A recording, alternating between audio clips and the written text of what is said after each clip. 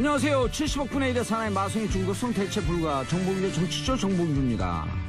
자, 이번 주에 가장 기억에 남는 뉴스, 극심한 추위에 정신을 잃고 쓰러진 어르신을 구한 중학생들 소식이었습니다. 자, 입고 있던 패딩을 벗어서 덮어드리고요, 응급조치까지 아주 훌륭하게 해냈죠. 그 CCTV 확보해서 봤더니 너무 감동적이었습니다. 누리꾼들 사이에 연일 회자되고 있고요. 대한민국 미래가 밝다라고 하는 격려의 내용이었습니다. 추위를 녹이는 따뜻한 소식이었고, 정치 뉴스에는 왜 이런 훈훈한 소식이 없을까 하고 봤더니 정봉주의 정치쇼에 있었습니다. 저는 103.5MHz 러브 FM, 저는 광고 듣고 돌아오겠습니다. 1부 순서 들어가겠습니다. 날씨는 차갑지만 그래도 따뜻한 뉴스를 전하고 정보를 전하는 정봉주의 정치쇼. 자, 뉴스보다 떠오른 영화 이야기, 영화보다 떠오른 정치 이야기, 뉴스보다 영화, 정치쇼 마침 영화 평론가, 똥치는 영화 평론가, 아싸 가을이 짠. 짠까지 점점 늘어가고 있어요. 네. 자, 방금 우리가 리드하면서 기사 소식 전해드린 거 보셨죠? 네. CCTV 보셨어요? 못 봤죠? 네, 봤어요? 저 기사는 봤어요. 예. 네. 그 학생들이 전농중학교 1학년, 2학년 학생이었어요. 중학생 1학년. 예, 전농중학교. 네. 전농동 로타리에 있는. 아하, 네. 예. 어딘지 압니다. 그래서 제가 이런 게 그 예지감이 있는 거예요. 네. 대학교 그 2학년 때 80년대. 네. 그때 이제 전두환 군사독재 정권이 들어오면서 휴교령을 때려갖고 대학을 한 4, 5개월 안 그렇죠. 가요. 네네. 그럴 때 제가 전농동 로타리에다가 사설 학원을 차려요. 대학교 2학년 신분으로서.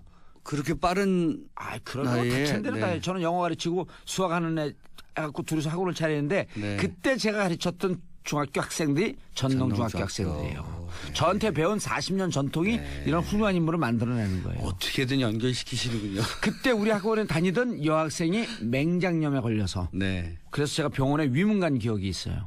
그 여학생은 지금 잘 살고 있겠죠. 50이 넘어서 이제. 그 아들 아닐까요? 그럴 수가 있겠네. 네. 오. 계속 거기서 살았다면. 예. 네. 이제 영화를 만드는 거예요, 우리가. 네. 자, 제가 어제 보려고 못 봤던 영화. 강철비. 네. 예. 지금 뭐 강철비, 신과 함께 그리고 1987. 영화들 쏟아져요. 네, 스타워즈까지. 큰 작품들이 지금 연말에 대결 벌이고 있고요. 지금 1987이 또 이제 순차적으로 공개가 됐어요. 아직 개봉은 안 됐습니다만 먼저 강철비가 개봉이 됐고요. 우리 친구가 40년 동안 영화를 안 보다가 강철비를 보러 갔어요. 개봉하는 날. 그 친구가 중이거든요. 중. 네. 이름이 강철중이에요. 그러니까 그 공공의 적의 저 검사 이름이 강철중, 형사 이름이 강철중이에요. 예, 근데 진짜 강철중이에요. 영화 보러 갔다고 연락이 왔어요. 강철비, 자기가 만든 영화다. 맨날 스님이라고 부르 다니자게 강철중. 네. 어쨌든 지금 그 개봉해서 관객 몰이를 하고 있고 화제를 모으고 있습니다. 화제를 모으고 있어요. 전 며칠 전에 꾼도 봤거든요. 꾼. 네. 너무 재밌더라고요. 그 꾼은 이제 이른바 케이퍼 무비라고 해서요. 이렇게 여러 명이서 쉽게 말해서 작당을 해서 뭔가 이렇게. 그 사람들이 저는 무슨 지식감이 드냐면 그 다단계 사기당한 사람이 MB BBK한테 사기당한 사람들 같아요. 느낌이. 마지막에 MB를 좀 잡으러 가야 되는데 거기서도 못 잡더라고요.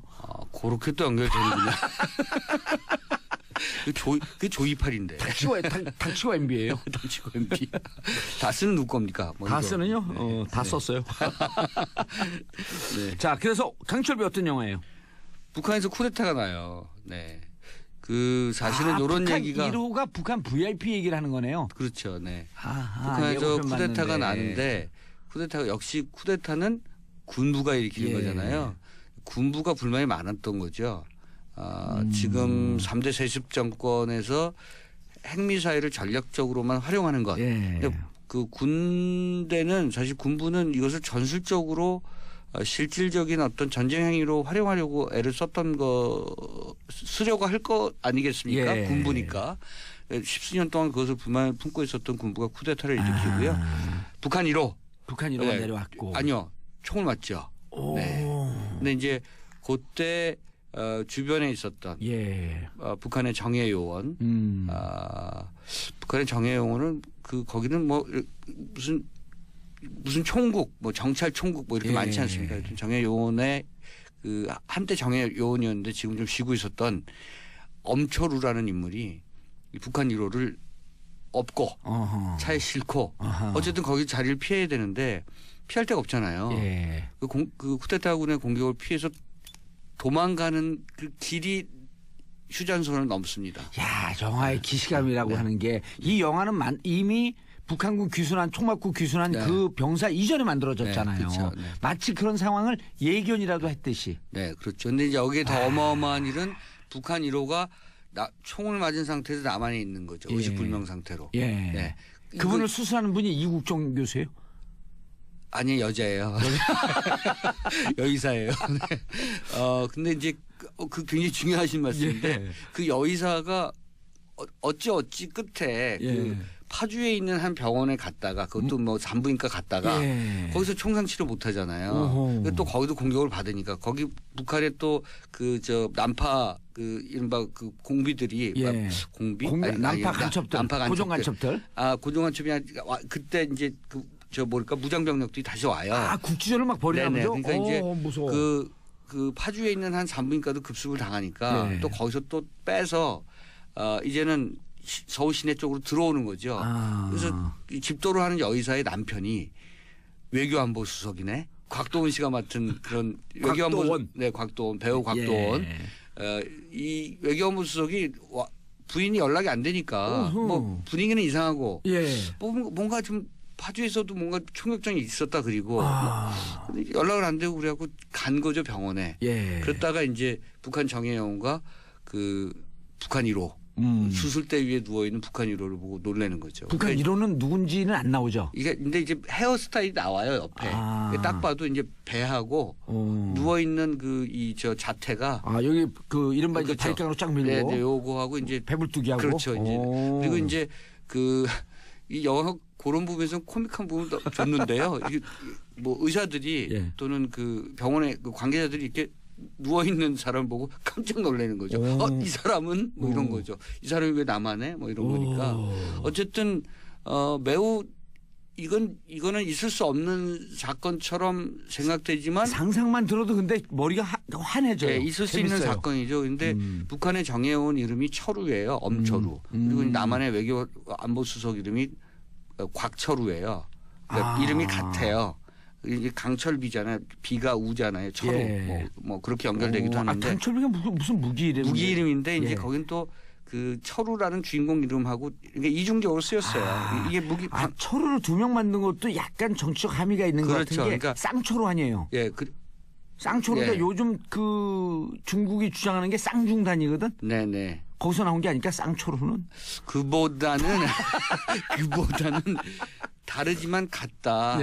한민족이다. 형제다. 한민족이다. 요거. 이게 약간 좀 진부하지만 그렇게 엮었어요. 근데 We are the one. 또 괜찮아요. 나중에 보면 굉장히 그 형제 같은 게 느껴져요. 정말 저는 이 영화의 가장 좋은 건 그 따뜻한 형제를 보여줬다는 측면. 의형제라고 하는 영화도 있었잖아요. 옛날에 고정간첩으로 난파된. 거기는 좀 더 액션 활극이 강했다면 이거는 정말 어찌할 수 없는 상황에서 둘이서 역할을 나눠야 되는 거예요. 지금 한반도 전쟁 터지기 직전이에요. 왜냐하면 남한은 정권 교체기거든요. 그래서 보수적인 대통령에서 개혁적인 대통령으로 가는데 며칠 남았어요. 지금 정권 인수기예요. 요때 지금 북한 1호가 지금 와 있는 거예요. 그리고 이제 저쪽엔 쿠데타 났죠.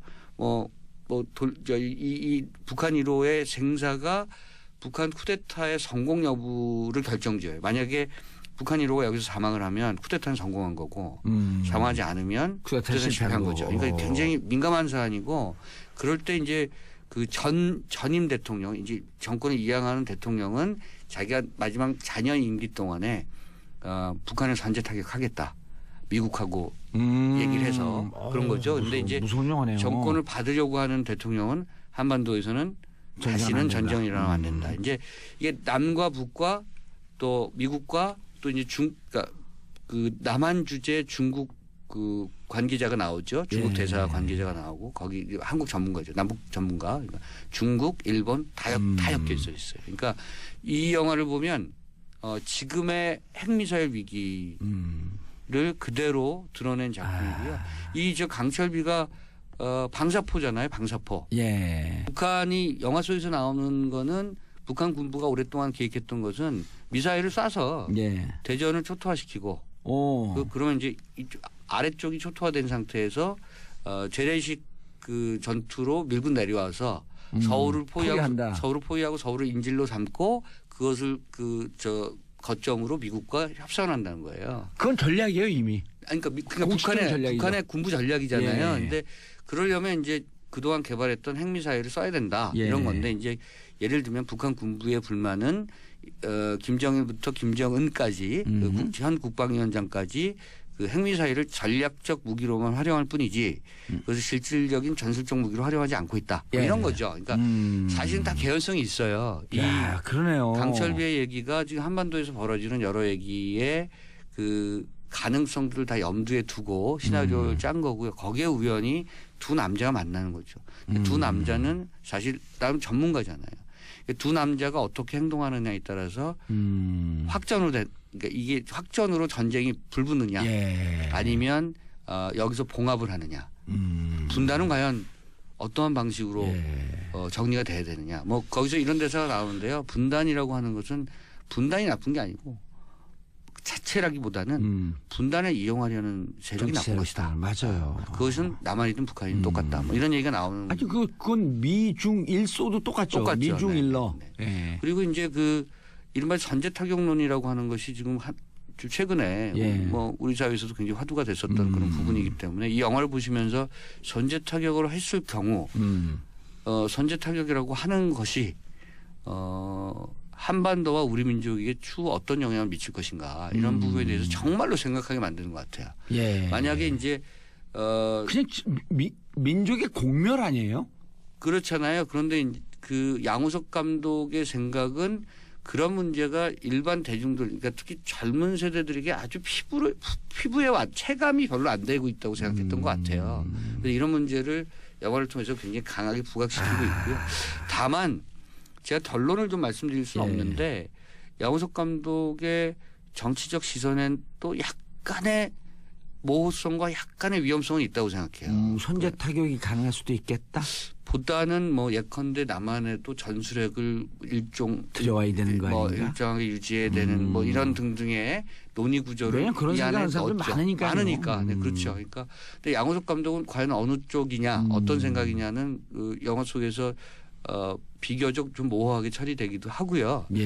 물론 그 신임 대통령의 그 대사를 통해서 원래 하나는 둘이 아니라 다시 하나가 돼야 된다 뭐 이런 뭐 예컨대 빌리 브란트의 얘기를 포함해서 한반도에서 더 이상의 전쟁은 안 된다는 그런 명언을 계속해서 명제를 계속해서 던지긴 하지만 핵 문제와 관련된 또 핵무장과 관련된 그리고 동북아 정세에 있어서의 남과 북이 핵을 어떻게 보유하느냐 그렇지 않느냐에 대한 문제에 대해서는 좀 논쟁적인 측면들을 좀 제시하고 있긴 합니다. 그런데 진짜 이게 이제 그 약간 한반도의 선제 타격이나 대북 선제 타격에 대해서 한미 문제 전문으로 하는 청와대 외교안보수석의 자문위원 교수가 있는데 문정인 말고요. 그 젊은 교수인데 미국에서 이제 갔다가 뭐 조셉윤이나 이런 그 한반도 이제 대화파들 이런 분들 만나고 와갖고 기자들하고 식사하면서 브리핑할 때 선제 타격은 심지어는 아주 극단적으로 트럼프가 오달 때려도 미국을 살 수 없습니다. 라고 그런 기자들 젊은 기자들이 선제 타격 안 해요? 이런 실망하는 아저씨 물어본다는 거예요. 그래서 교수가 그러니까 한국의 그 기자들이 왜 선제 타격을 안 해요? 이렇게 실망하듯이 물어본다. 그러면서 선제 타격이라고 하는 것이 갖고 있는 이 공포스럽고 위험한 상황에 대해서 체감을 잘 못하는 것 같다. 그래서 양우석 감독이 강철비를 만든 것 같다 이렇게. 그렇죠, 맞습니다. 그건 뒤는 제 얘기고. 아니 정확하게 보셨어요. 250만쯤 한 번에 250만 명이 한 번에 사망할 수 있는 거 아니겠습니까? 250만 명으로 끝이는 게 아니고요. 한반도는 다시는 만약에 이게 핵전쟁까지 가면 50년에서 200년 동안 한반도는 사람이 살 수 없는 땅이 되는 거예요. 아마 그리고 그 전쟁 후에 복구 비용이 영화 속에서 나오는데 9조 달러인가 뭐 어마어마한 200년 동안 못 산다니까요. 대한민국이라고 하는 흔적은 또 그 한반도, 북한 대한민국 흔적이 다 없어지는 거예요. 근데 저는 정말 이해할 수 없는 게요. 그 전쟁을 겪으신 세대 분들 중에서 제가 뭐 이거 공격적으로 말씀드린 건 아닙니다만 전쟁을 겪으신 분들 중에서 오히려 예. 선제타격이 된다. 호전적이신 분들이 많은 것 같아요. 그때 당시에 재래식 전쟁을 생각하는 것 네. 같아요. 밀고 당기는. 예. 저는 사실은 영화를 통해서 그런 특히 중동 지역에서의 어떤 전투 과정이라 또 뭐 여러 가지 국제 뉴스를 통해서 봤습니다만 어쨌든 한반도에서 전쟁은 안 되는 거죠. 안 되는 거죠. 예. 강철비는 그것을 막으려고 하는 두 남자의 그 고군분투와 그 눈물겨운 사투 그리고 북에서 내려온 초로는 그 정우성 씨가 맡았죠. 정우성 네. 씨가 북한 사투리 쓰죠. 오, 네. 정우성 씨가 살짝 뭐 뒷사는 건 아니지만 연기력이 조금 아니에요. 떨어지는 짓이 보이는데 이번에는 네. 뭐 굉장히 그 정우성 씨는 자신의 외모를 딛고 예. 연기파 배우로 거듭나려고 노력하는 그런 저는 배우로 생각하고 요즘 연기가 있습니다. 좋아졌어요. 마담 뺑덕 같은 영화 정말 좋았거든요. 제가 그 네. 얘기 하려고 그랬어요. 네. 네. 아니 연기력이 요즘 좋아졌다. 그리고 예고편을 봐도 표정 연기, 눈빛 연기 그전에 이렇게 하고 표정이 없이 말만 하는 스타일이었었는데 많이 좋아졌더라고요. 그 곽도원 씨가 워낙 또 연기를 잘하고요. 예. 네. 둘은 사실 아수라에서 한번 붙었었거든요. 아 맞아요. 그 호흡이 맞아요. 아주 뭐랄까 찰떡같이 잘 붙어요 이번에도. 근데 아수라 저는 끔찍했어. 이 영화 뒤에는 많이 슬픕니다. 그래서 그 세대별로 이 영화의 뒷부분을 보는 감성이 좀 다르겠습니다만 어쨌든 말씀드린 것처럼 두 남자의 그 고군분투와 그 우정 어린 예. 그리고 서로가 서로의 입장에서 일을 해결할 수밖에 없는 그 처지 이런 것들이 다시 한번 분단의 상황을 다시 한번 보여주는 예. 사례고요. 저는 강철비가 아마 연말에 그 굉장히 유의미하게 예. 우리 사회에 여러 가지 화두를 던질 작품이다 이렇게 생각하고 있고요. 아마도 그 이후에 개봉될 이제 다음 주에 개봉되죠. 그래서 장준환 감독의 1987, 1987. 박종철에서 이한열까지 예. 네. 그 총정리한 네. 지금 뭐 그거 다큐 영화예요? 아니에요. 아니에요? 네, 그 영화인데 1987은 87 6월 항쟁 때 아니에요? 그렇죠. 예. 네. 직선제 개헌 투쟁을 하다가 네, 네. 그 와중에 이한열 네. 이한열 열사가 억울하게 그 최루탄 맞아서 죽임을 당하고 네네. 그로부터 6월 항쟁이 일어나면서 네. 간선제 개헌에서 직선제 개헌으로 넘어가는. 근데 그 전에 이제 그 민주화 과정까지 예. 이렇게 다 축약해서 나오죠. 근데 그 아마도 지금까지 나온 그런 한국 그 현대 사회민주화의 과정을 예.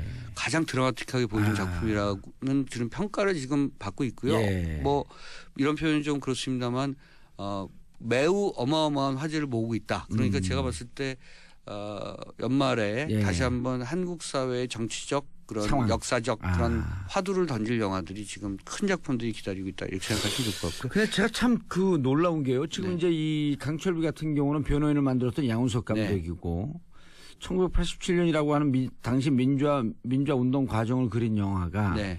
만약 그 박근혜 대통령이 그대로 있었으면 정치적 상황이 엄혹해갖고 이런 영화가 과연 개봉될 수 있었을까? 요 영화로 극장에서부터 예를 들어서 촛불을 들지 않았을까 저는 그런 생각이. 그런데 근데 저는 어떻게 감독들은 그런 네. 정치적 상황이 2년 전부터 2년 전서부터 네. 퍼질 걸 예견하고 그런 이런 걸- 의지도 작동했던 거죠. 의지도. 그러니까, 네. 이런 영화를 통해서 좀 바꾸고 싶다. 어쩌면 이런 두 편의 영화를 생각하면 지금 나오는 영화들을 생각하면 흔히 얘기하는 적폐청산은 영화가 먼저 시도하고 있다고 생각할 수도 있습니다. 그렇게 적폐청산하고 한편의 영화가 네. 훨씬 더 중요해요. 피로감 느낀다고 하는데 사실 영화를 보면서 그 많은 관객들은 그렇지 역사는 저렇게 정리돼야 된다 이렇게 생각하고 있을 수도 있습니다. 네. 그래서 이런 상황을 미리 내다보거나 예지력 있는 감독들이 많은데 그 예지력 있는 상황을 갖고 있으면 영화를 만들어야 된다. 그래서 제가 검찰 개혁의 필요성을 네. 보여줄 수 있는 영화를 지금 제작하고 있어요. 네, 알고 있습니다. 제작하고 있는 건 아니고 네. 제작 생각하고 있어요. 네. 근데 잘 진행되고 있습니다. 시나리오부터 좀 시나리오 작가가 네. 붙었어요. 네네. 붙어갖고 지금 작업을 하고 있는 기대가 중이고. 큽니다. 네. 뭐 기대가 클 만큼 결과도 클 거예요. 네. 저 살짝 지분 좀 좋아하게. 지분 파주 아니세요? 이건 정말 최악의 아재 개그였습니다. 그런데도 네. 웃겨요. 지분 파주. 지분을 좀 주시겠어요? 지분 파주죠. 네. 근데 강철비 올 여름에 우리 대한민국 영화가 대작이 없었잖아요. 그렇죠. 네. 그 어쩌면 올 작년에 큰 영화들 뭐 크게 성공했던 있었고요. 것에 비하면 뒤에 이제 범죄도시가 예, 뭐 범죄도시가 좀 히트쳤고 네, 많이 히트쳤고요. 요즘 꾼이 이제 한 400만 돌파하고 있고. 그렇죠. 네. 뭐랄까 이렇게 묵직한 주제의 대작이 지금 연말에 좀 쏟아져 나오고 있는. 예전부터 기대를 하고 있었죠. 작년부터. 네, 1987과 강철빈 기대하고 있었던 작품입니다. 그 두 개의 영화를 가져오셨는데 그리고 이 영화를 보면서 감독들이 사회 변화상에 대한 기대, 네. 그다음에 사회가 이렇게 변할 것이다라고 하는 것에 대한 예지감. 네. 그런 게 또 그 쏠쏠하게 아주 보는 재미예요. 대중과 그리고 같이 동일화를 시켜 나가는 거죠. 영화가 갖고 있는 뭐랄까 사회적 변화의 동력의 한 부분이라고 생각합니다. 네. 자, 돌발 질문. 네. 강철비 네. 몇만 예상하세요? 이거 굉장히 어려운데. 19금인가요? 아니죠. 15인가요? 15죠. 15. 15. 네. 그러면 이제 좀 시장 넓어졌고. 네. 이거 굉장히 위험한 건데요. 저는 괜찮아요. 어쨌든 600만 정도는 무사하게 가지 않을까. 예, BP 포인트는 몇 명이에요? 그거는 그 정도 선일, 그 아래 선일 그 아래 알고 선이겠고요. 있습니다. 예. 뭐 예를 들면 1987은 신과 함께 같은 작품은 400억을 들였거든요. 두 편을 만들었습니다. 한꺼번에. 그래서 편당 200억 정도 들인 작품은 이제 BP 구조가 굉장히 높죠. 신과 함께는 그 1987도 사실은 신과 함께 같은 그런 그 물량 구조는 아니고요. 신과 함께 같은 경우는 편당 그러면 600만이 넘어서야 되는 건데요. 그렇죠. 네. 일단 손익분 기준이 600에서 650만이죠.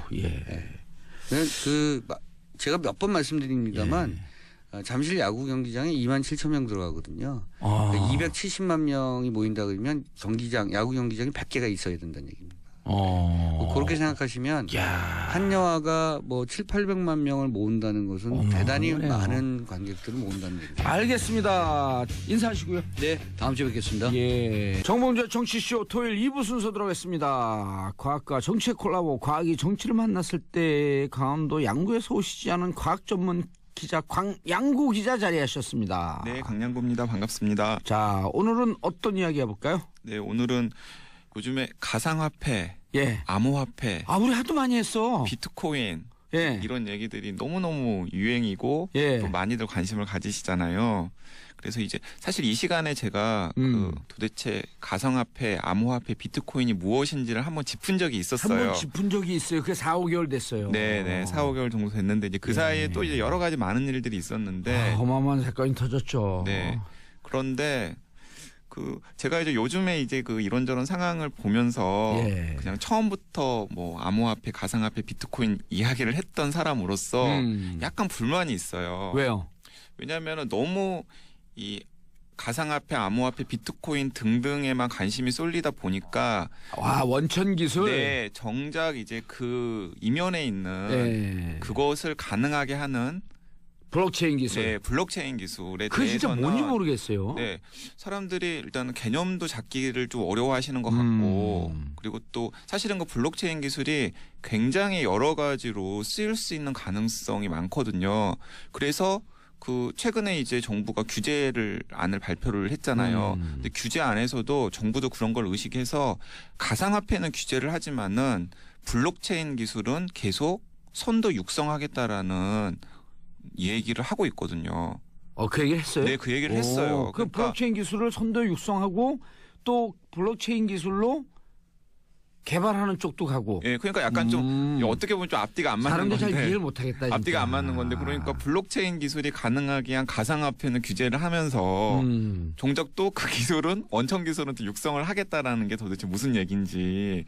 다니면서 특강을 좀 하셔야겠어요, 강영구 기자님이. 네, 그래서 이제 오늘 어쨌든 간에 이 과학이 정치를 만났을 때 시간에는 도대체 그 블록체인 기술이 무엇인지를 이 애청자 여러분들이 머리에 쏙쏙쏙 박히도록 제가 한번 설명을 해보려고 준비를 해왔습니다. 저도 궁금해갖고 한번 이거 물어보려고 했는데 우리 PD가 잘했어요.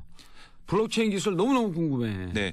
우리 작가님들이 잘하셨어요. 자, 블록체인 기술은 연주 작가가 잘했어요. 말씀 좀 할까요? 이 블록체인 기술은 이런 식으로 비유를 하면 됩니다. 그러니까 90년대 중반에 인터넷이 나왔을 때 사람들이 약간 막막했어요. 정말 그때 인터넷 이해 못했어요. 네, 인터넷 이해가 안 됐죠. 근데 예. 어쨌든 지금 저희가 그냥 거의 인터넷을 공기처럼 사용을 하고 있잖아요. 그런데 인터넷을 통해서는 정보가 교류가 됩니다. 인터넷을 그렇죠. 통해서는 예. 정보가 교류가 되죠. 우리는 인터넷을 통해서 세상에 어디에 있더라도 인터넷망만 깔려 있으면은 정보를 생산하고 그 생산한 정보를 서로 공유를 하는 게 가능하잖아요. 인터넷이라고 하는 동맥을 통해서 정보라고 하는 피가 흐르고 있다. 네, 그렇습니다. 그러니까 인터넷은 정보를 공유를 예. 합니다. 자, 여기서 이제 개념이 들어가는데 블록체인 기술은 가치를 공유합니다. 블록체인 기술은 가치를 공유한다. 인터넷은 정보, 블록체인은 가치. 조금 어려워지려고 그러는데. 근데 이제 이 이야기를 들으시면 아마 쉽게 알 거예요. 근데 지금까지도 가치를 교환하는 여러 가지 방법이 있긴 있었어요.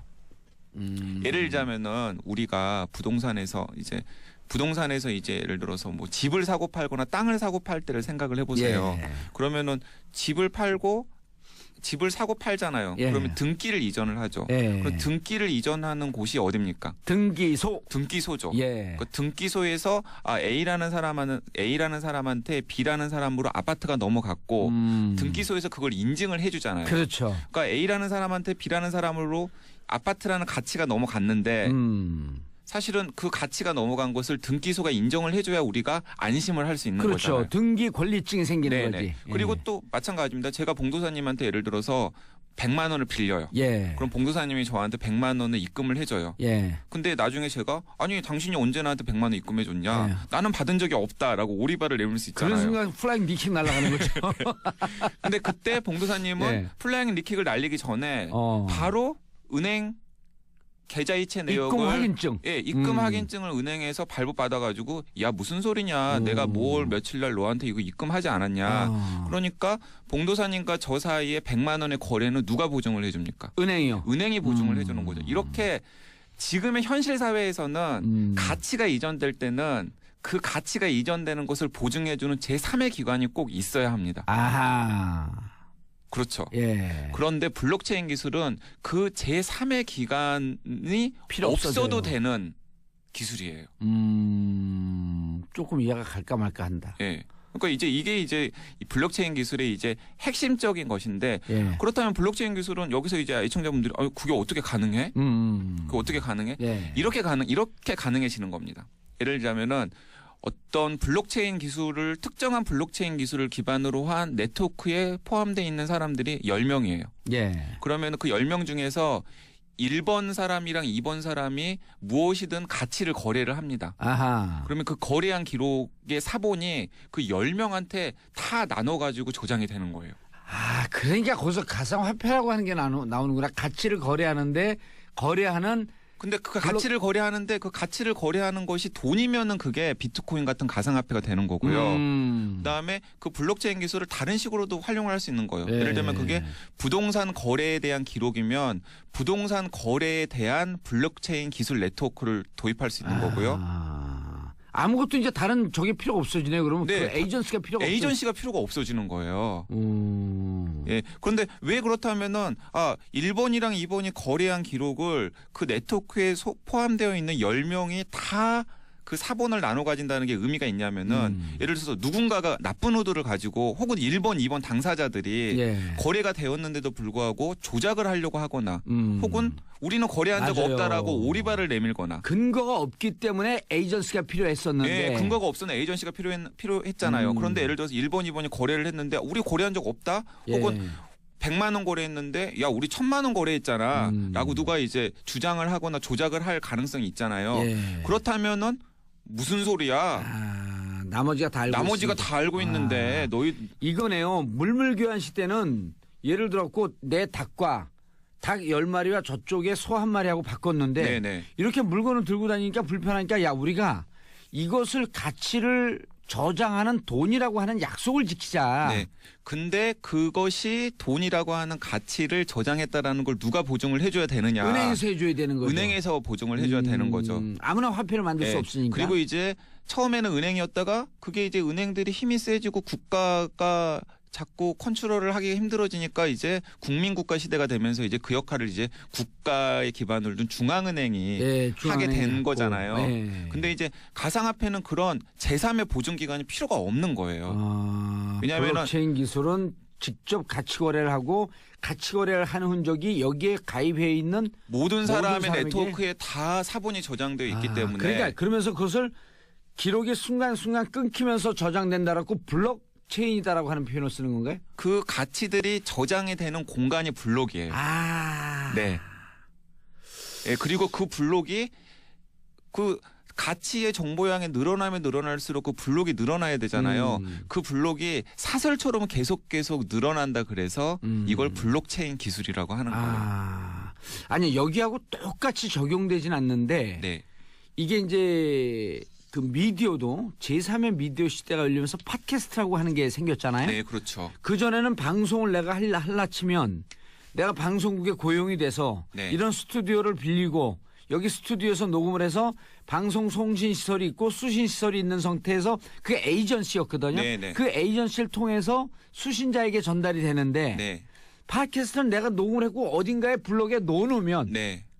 누군가 가서 그걸 꺼내고 듣는 거거든요. 자, 제가 그래서 조금 유사하죠. 제가 이래서 봉도사님을 좋아하는데 봉도사님이 굉장히 제가 보기에는 스마트한 정치인이에요. 아 그래요? 왜냐하면은 블록체인으로 좀 재미 좀 볼까 그럼? 이 블록체인 기술을 이용해서 네. 할 수 있는 게 여러 가지가 있는데요. 네. 그 중에 하나가 바로 컨텐츠 유통의 혁신을 가져올 수가 있어요.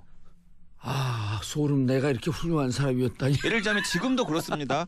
지금도 예를 들어서 예. 지금 예전에는 방송국이 독점하던 방송을 예. 사실은 뭐 유튜브라던가 아니면 팟캐스트 그러네요. 등등이 가지고 왔잖아요. 그런데도 유튜브라는 플랫폼 또 있어야 혹은 돼. 뭐 예를 들어서 뭐 팟캐스트를 공급하는 뭐 팟빵 아이튠스라든지 같은 아이튠스 예. 팟빵 같은 플랫폼이 필요하잖아요. 예. 그리고 이제 그 플랫폼 기업들은 팟캐스트를 유통을 시키면서 중간에서 돈을 벌죠. 광고를 통해서. 광고를 통해서 돈을 벌죠. 예. 그런데 예를 들어서 블록체인 기술에 기반을 둔 동영상 유통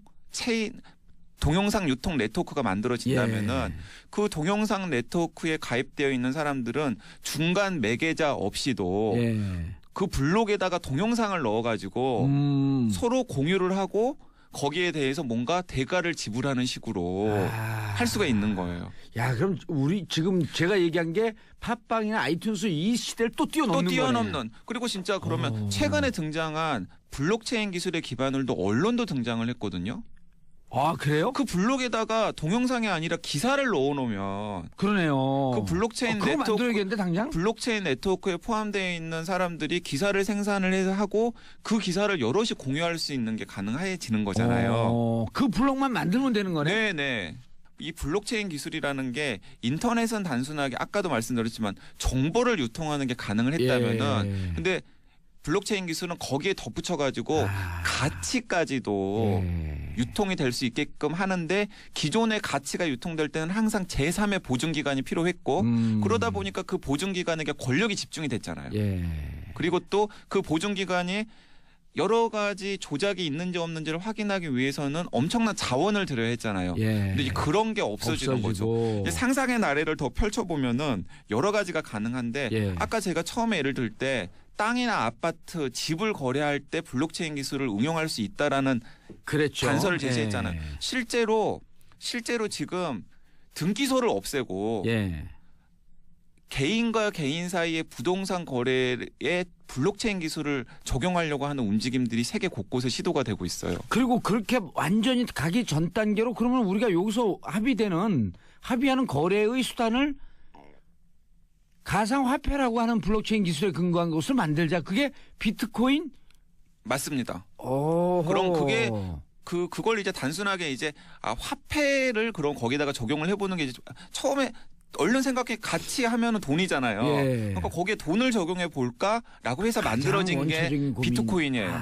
근데 거기에 돈 대신에 방금 말씀드렸듯이 개인이 제작한 동영상, 개인이 제작한 기사 혹은 부동산 거래 기록, 심지어는 투표.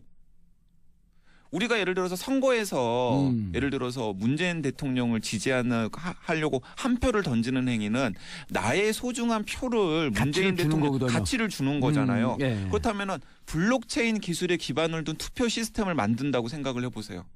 좀 어려워졌는데. 블록체인 기술, 그러니까 모두가 핸드폰을 가지고 있고 예. 그 핸드폰에 투표 블록체인 네트워크에 다 가입돼 있다라고 생각을 해보세요.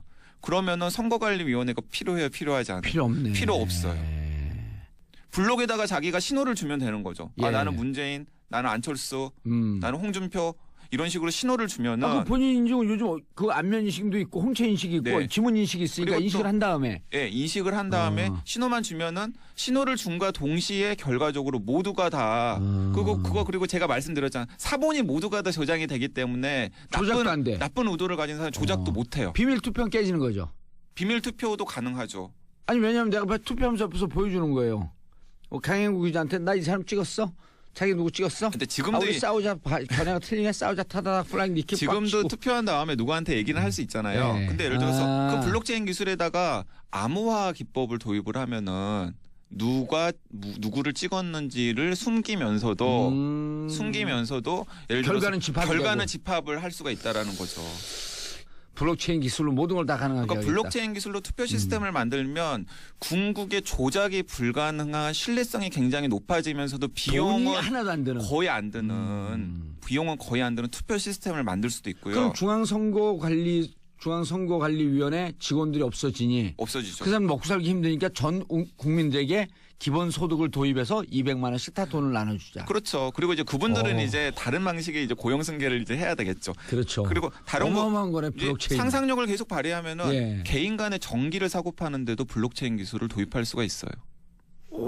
자, 문재인 대통령의 에너지 전환 얘기를 하잖아요. 예. 우리가 지금 해상 풍력 시작하거든요. 에너지 전환의 핵심은 재생 가능 에너지잖아요. 뭐 풍력이라든가 태양광 같은 재생 가능 에너지잖아요. 근데 풍력이나 태양광 같은 재생 가능 에너지의 가장 큰 문제는 뭐냐면 생산량이 들쭉날쭉해요. 맞아요. 어떨 때는 전기를 많이 생산하고 어떨 때는 전기를 조금 생산해요. 그러면 이런 게 가능하죠. 내가 필요한 양보다 전기를 많이 생산하면 많이 생산한 개인이 나한테 남은 전기를 다른 사람들한테 팔 수 있으면 손쉽게 팔 수 있으면 굉장히 좋은 일이 되는 거잖아요.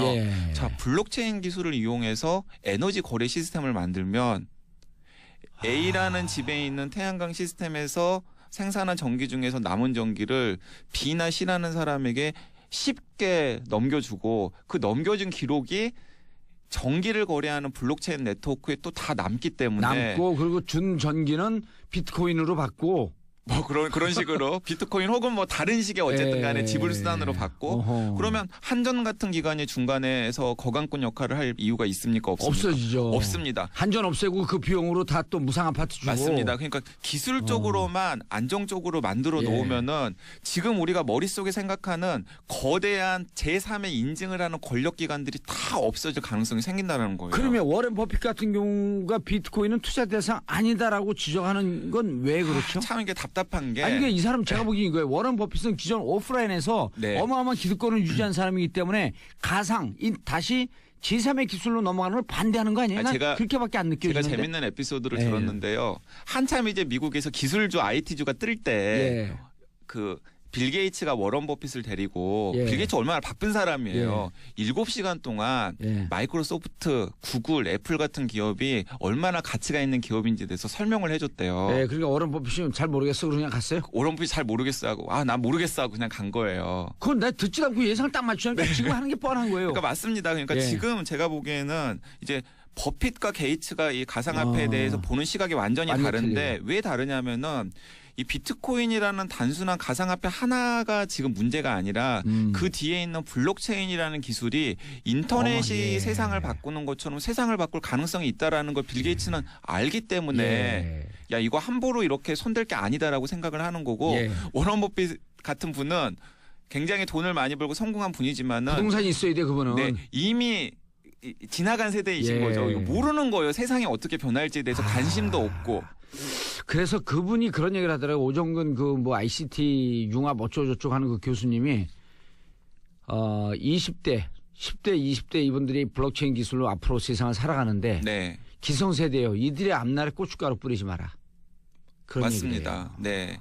그러니까 저는 모르면 이제 가만히 있어라 그냥. 저는 이제 최근에 뭐 비트코인을 비롯한 여러 가상화폐들이 이제 예. 버블이 생겨서 많은 사람들이 걱정을 하잖아요. 근데 걱정하는 건 오케이. 오케이. 예, 그리고 지금 문재인 정부가 규제하는 거 오케이. 규제하는 것도 오케이. 하지만은 블록체인 기술이 세상을 지금과는 굉장히 다른 방식으로 바꿀 수 있고 예. 그 바꾸는 방식이 기존의 기득권이나 권력을 가지고 있었던 기관의 힘을 분산시키는.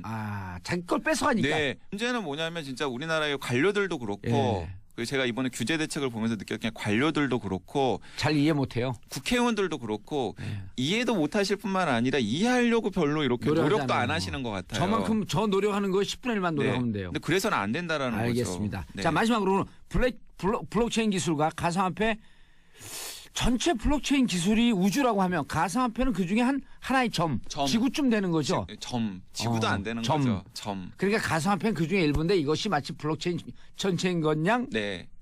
착각하지 마라. 네. 그러니까 항상 거품은 있잖아요. 예. 항상 거품은 있잖아요. 거품은 또 다른 평지로 나가기 위한 과정이죠. 네, 그 차유찬 선생님이 이런 멋진 표현을 했거든요.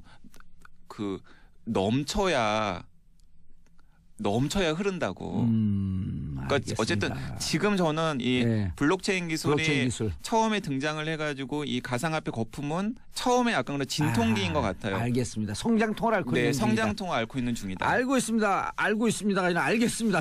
자, 지금까지 강양구 과학전문기자 함께하셨습니다. 감사합니다. 네, 감사합니다. 자, 저는 월요일 날 10시 5분 다시 돌아오겠습니다. 내일은 안 나와요. 출근 안 해, 나. 월요일 날 돌아오겠습니다.